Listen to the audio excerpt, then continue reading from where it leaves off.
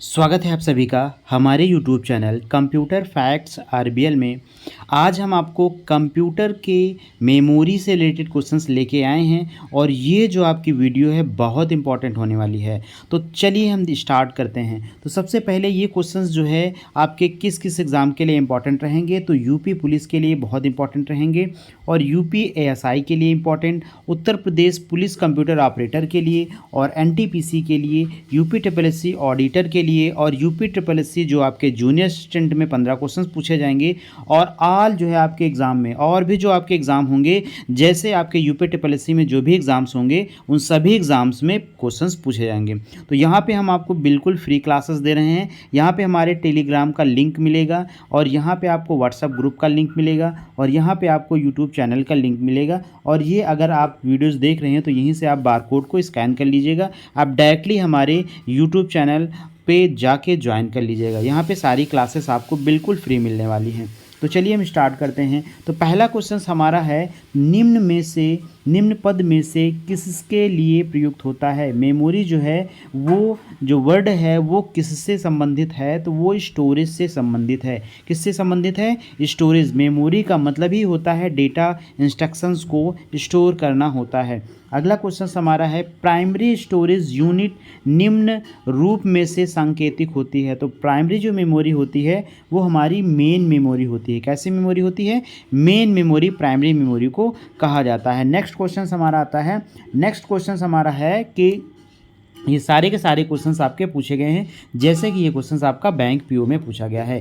Computer की मुख्य memory को भी कहते हैं। तो मुख्य मेमोरी को हम क्या कहते हैं? तो इसको मेन मेमोरी बोलते हैं। क्या बोलते हैं? मेन मेमोरी आपकी प्राइमरी मेमोरी होती है और यही आपकी क्या होती है? मुख्य मेमोरी होती है। अगला क्वेश्चन हमारा है, कंप्यूटर में रोम है। कंप्यूटर में क्या है? रोम है। तो रोम का फुल फॉर्म होता है रीड ओनली मेमोरी। क्या होता है? Read only memory. यह एक परमानेंट मेमोरी होती है जिसे हम नॉन वोलेटाइल मेमोरी के नाम से जानते हैं और यह एक प्राइमरी मेमोरी का एग्जाम्पल है जो कि आपके कंप्यूटर के अंदर लगा होता है। इसे हम इंटरनल मेमोरी के नाम से भी जानते हैं। अगला क्वेश्चन हमारा आता है रैम। रैम स्टैंड फॉर क्या होता है? ये आरआरबी क्लर्क में जो है पूछा गया क्वेश्चंस, और कहाँ पे? एसबीआई में क्वेश्चंस पूछा गया है, एनटीपीसी में क्वेश्चंस पूछा गया है। कई बार आपका रैम का क्वेश्चंस पूछा जाता है। तो रैम का फुल फॉर्म होता है रैंडम एक्सेस मेमोरी। इसका राइट आंसर क्या हो जाएगा? Random access memory. Option number इसका आपका 1 इसका क्या हो जाएगा? राइट आंसर हो जाएगा। आगे हम बात करेंगे। तो अगला क्वेश्चन हमारा है, निम्नलिखित में से रैम को क्या कहा जाता है। तो रैम को वोलेटाइल कहा जाता है या फिर नॉन वोलेटाइल क्वेश्चन कहा जाता है। देखिए ट्रिपल सी में क्वेश्चन ये वाला पूछा गया था। तो हम रैम को क्या बोलते हैं? वोलेटाइल बोलते हैं। और रोम को क्या बोलते हैं? तो रोम को यहाँ पे हम बोलेंगे नॉन वोलेटाइल। तो इसका राइट आंसर क्या होगा? तो इसका राइट आंसर हमारा वोलेटाइल मेमोरी हो जाएगा। वोलेटाइल मीन्स होता है जब पावर सप्लाई कट जाती है तो उसका सारा का सारा डेटा इरेज हो जाता है। अगला क्वेश्चन हमारा आता है कि रीड एंड राइट मेमोरी किसे कहा जाता है। एसएससी 10+2 में क्वेश्चन पूछा जाता है। तो इसे हम क्या बोलते हैं? रैम। रैम क्या है? रीड एंड राइट मेमोरी है, ऐसी मेमोरी जिसपे हम लिख और पढ़ दोनों सकते हैं। आगे हम बात करेंगे, पावर सप्लाई कटते ही किस मेमोरी का डेटा डिलीट हो जाता है। तो रैम का जो डेटा होता है वो क्या हो जाता है? डिलीट हो जाता है। ये क्वेश्चन आपका IBPS 2011 में क्वेश्चन पूछा गया था, ये पीओ का क्वेश्चन था।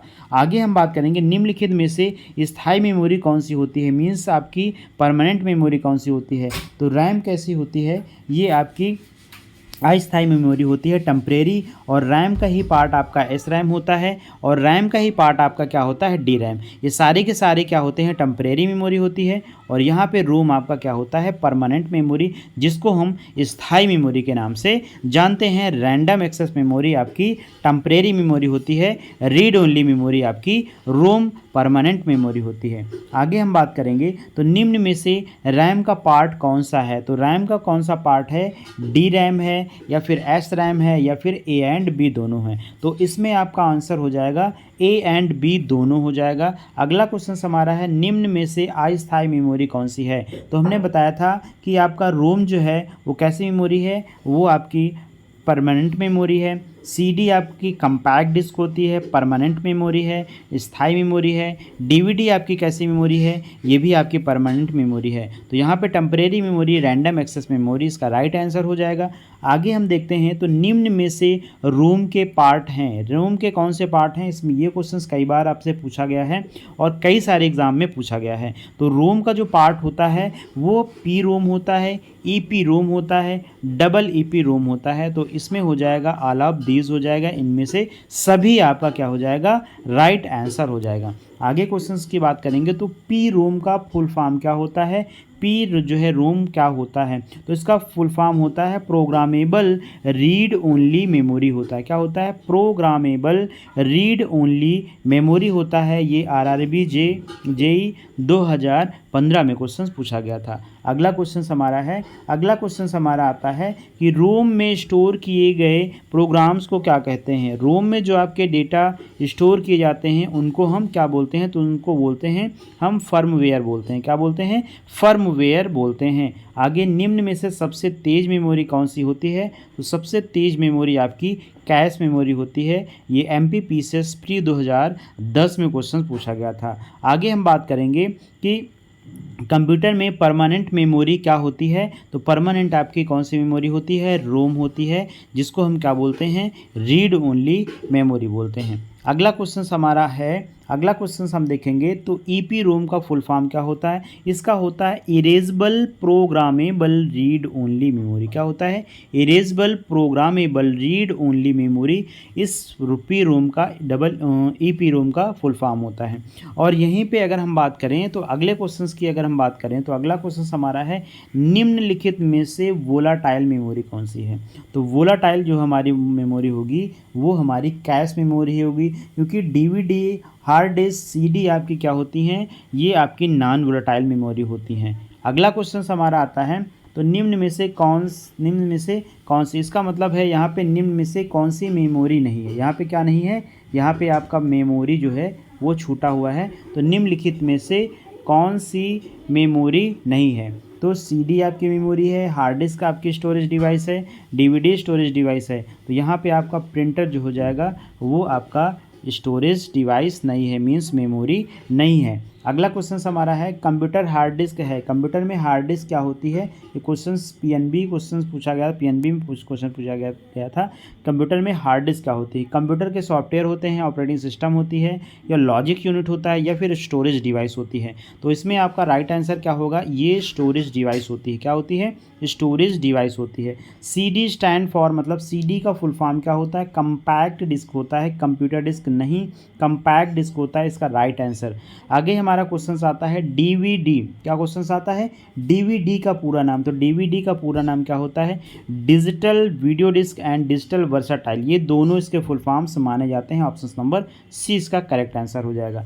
निम्नलिखित में से आपका ऑप्टिकल डिस्क का एग्जाम्पल है, तो ऑप्टिकल डिस्क का एग्जाम्पल आपका जो होगा रोम होगा, या फिर पेन ड्राइव होगा, या रैम होगा, या फिर CD होगा। तो देखिए ऑप्टिकल डिस्क के जो एग्जाम्पल होते हैं वो आपका CD होता है, उसके बाद DVD होता है, और आपका क्या होता है, BRD होता है। ये आपके एग्जाम्पल किसके होते हैं, तो ये सारे के सारे एग्जाम्पल आपके ऑप्टिकल डिस्क के होते हैं, इसलिए यहाँ पे राइट आंसर आपका क्या हो जाएगा, CD की जो स्टोरेज कैपेसिटी होती है वो 300 MB होती है। कितनी होती है, 300 MB होती है। और DVD की जो स्टोरेज होती है वो 4.7 GB होती है। क्या होती है, 4.7 GB होती है। अगर इस पॉइंट्स को नोट करना चाहते हैं तो यहाँ पे आप नोट कर सकते हैं।